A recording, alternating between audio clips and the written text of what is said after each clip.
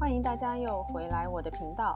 之前给大家分享了如何在家自制纯正的香草精，那么今天就想要分享给大家非常经典的纯正香草冰淇淋。4个蛋黄加80克的糖、1克的盐和100克的牛奶，混合拌匀以后放在一边备用。1根香草荚分段以后，把它们对半剖开。香草荚里面有很多的香草籽，这个是香草味非常重要的来源。香草荚连同里面的香草籽一起放入蛋黄糊中。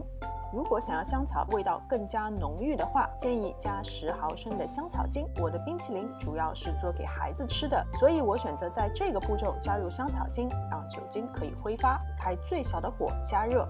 因为火太大的话，蛋黄容易结块，并且煮的过程中全程要不断的搅拌，不需要煮至沸腾，只要煮到这样，蛋黄糊可以挂在刮刀上面就可以了。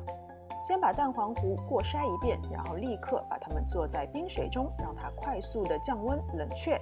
接着用电动打蛋器低速打发450克的淡奶油。如果你的香草冰淇淋完全是成人吃的话，可以选择在这个步骤加入香草精和淡奶油一起打发，这样你的香草冰淇淋吃起来不仅有很浓的香草味，还有淡淡的酒香味。千万不要打到裱花的那种程度，只要打到这样有明显的纹路，但是仍然可以流动的状态就可以了。接着就把已经冷却了的蛋黄糊和淡奶油混合拌匀，我们的冰淇淋溶液就做好了，非常细腻有光泽。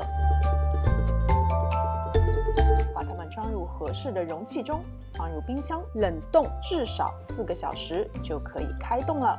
这款香草冰淇淋真的是可以秒杀外面卖的所有品牌的香草冰淇淋，香草味非常的浓郁，非常的细腻，完全没有冰渣。不给自己做一杯 Affogato 都对不起如此优质的香草冰淇淋。好啦，今天的视频就到这边，非常感谢大家的观看。喜欢我的视频，请记得点赞、分享和关注我的频道。我们下次再见。